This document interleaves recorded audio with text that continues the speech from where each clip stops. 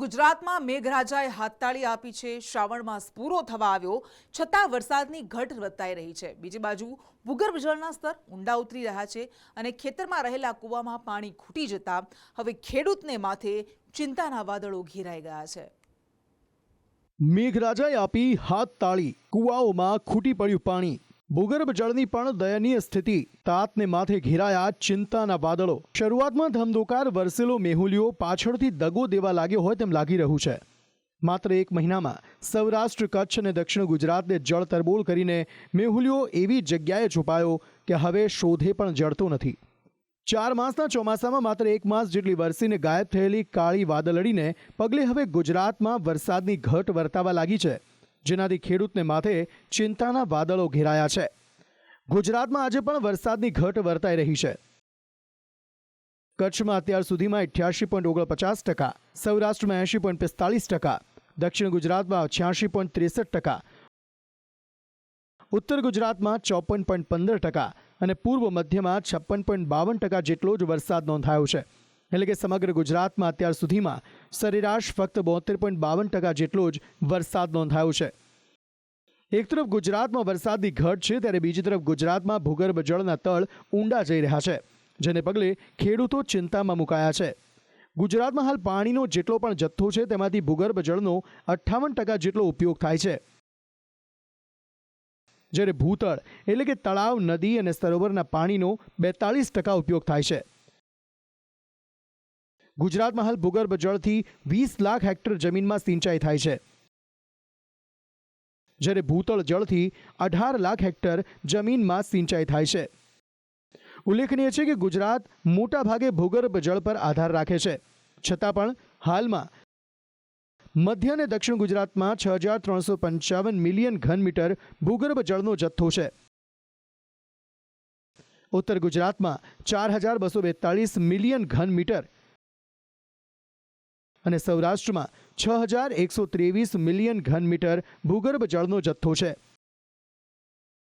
જ્યારે કચ્છમાં સૌથી ઓછો ફક્ત 788 મિલિયન ઘન મીટર ભૂગર્ભ જળનો જથ્થો છે। એટલે કે ગુજરાતમાં હાલમાં કુલ 17508 મિલિયન ઘન મીટર ભૂગર્ભ જળ છે, જેમાં દિવસે ને દિવસે ઘટાડો થઈ રહ્યો છે। ગુજરાતમાં વર્તાઈ રહેલી વરસાદની ઘટને પગલે ગુજરાતના અનેક ડેમોમાં પાણીનો જથ્થો અપૂરતો છે, ત્યારે હવે ભૂગર્ભ જળના તળ ઊંડા ઉતરતા તેની અસર કૂવાઓમાં રહેલા પાણીના સ્તરને પડી રહી છે। હાલ અમદાવાદમાં 5, સુરતના 1 અને વડોદરાના 3 કૂવાઓમાં પાણીનું સ્તર 2 થી 4 મીટર નીચે ઉતરી ગયું છે, જે દર્શાવે છે કે ગુજરાતમાં ભૂગર્ભ જળના તળમાં કેટલો તીવ્ર ઘટાડો નોંધાઈ રહ્યો છે। જળશક્તિ મંત્રાલયે સંસદમાં એક રિપોર્ટ રજૂ કર્યો છે, જે પ્રમાણે દેશના 66 કૂવાઓનો સર્વે કરીને તારણ કાઢવામાં આવ્યું છે કે દેશમાં ભૂગર્ભ જળનું સ્તર તીવ્ર ગતિથી ઘટી રહ્યું છે, જે ખરેખર ચિંતાજનક છે। પાણી એટલે ખેતીનો પ્રાણ। જો પાણી ન હોય તો ખેતી શક્ય નથી। જ્યારે વરસાદ ન હોય ત્યારે ખેડૂત પોતાની ખેતી માટે ભૂગર્ભ જળ પર જ આધાર રાખે છે। હવે જ્યારે આ ભૂગર્ભ જળના તળ પણ ઊંડા જવાથી ખેડૂતોમાં ચિંતાનો માહોલ જોવા મળી રહ્યો છે। બનાસકાંઠામાં ભૂગર્ભ જળના તળ ઊંડા જવા એ સૌથી મોટી સમસ્યા બની ગઈ છે। બનાસકાંઠા જિલ્લો મુખ્યત્વે ભૂગર્ભ જળ આધારિત ખેતી પર નિર્ભર છે, ત્યારે હવે ભૂગર્ભ જળના તળ ઊંડા જવાથી ખેડૂતોને બોરવેલનો ખર્ચો પણ માથે પડી રહ્યો છે, કારણ કે બોરવેલમાં પણ પાણી સુકાઈ રહ્યું છે। અહીં હવે 1000 ફૂટે પણ પાણી નથી મળી રહ્યું, ત્યારે હવે ખેડૂતોને ખેતી કેવી રીતે કરવી તે પ્રશ્ન સતાવી રહ્યો છે। ખેતરમાં અત્યારે મગફળીનું વાવેતર છે બરોબર, પણ વરસાદ કોઈ જોવો એવો થતો નથી। હાલમાં મગફળીમાં ખૂબ મોંઘા ભાવનું બિયારણ છે, ખાતર મોંઘા ભાવનું છે, દવાઓ મોંઘા ભાવની છે બરોબર, અને વરસાદ 2-4 દિવસ એક મોટ છોટા 4-5 છોટા નોખીને જતો રહે છે। આનું આ રહેશે તો દુષ્કાળ જેવું થશે। વરસાદ તો થોડો થોડો આવે છે, એટલો બધો કોઈ ખસે નહીં। પાકને કોઈ એટલું બધું પોષણ જેમ પાણી મળવું જોઈએ એ મળતું નથી। હાલ ઓછો જ છે વરસાદ તો એમ। જેમાં છે પાક હાલે સુકાય ને આવે ને સુકાય ને એવું। એક તરફ વરસાદની ઘટ અને બીજી તરફ અસહ્ય બફારાથી પ્રજા ત્રાહિમામ પોકારી ઉઠી છે। ગામથી લઈ શહેર સુધી ગરમી પોતાનો પ્રકોપ બતાવી રહી છે। અસહ્ય ઉકળાટ અને બફારાના પગલે વરસાદની રાહ હવે સૌ કોઈ ચાતક નજરે જોઈ રહ્યા છે।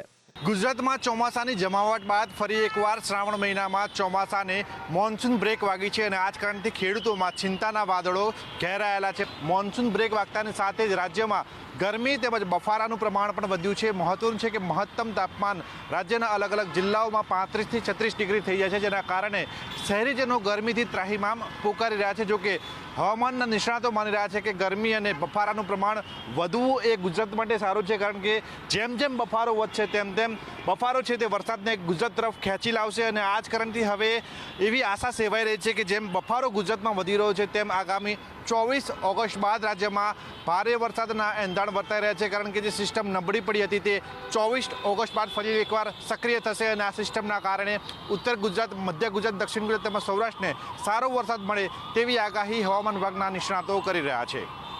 તો આ બધા વચ્ચે એક સારા સમાચાર સામે આવી રહ્યા છે. હવામાન નિષ્ણાત ચિરાગ શાહે જણાવ્યું કે હાલ બંગાળની ખાડીમાં લો પ્રેશર સિસ્ટમ આકાર લઈ રહી છે, જે 22 ઓગસ્ટથી 2 સપ્ટેમ્બર સુધી ઉત્તર, મધ્ય અને દક્ષિણ ગુજરાતમાં ભારેથી અતિભારે વરસાદ લાવશે. જ્યારે બીજી તરફ અરબી સમુદ્રમાં પણ એક સિસ્ટમ સક્રિય થઈ રહી છે, જે કચ્છ અને સૌરાષ્ટ્ર ભાગોમાં ભારેથી અતિભારે વરસાદ લાવશે.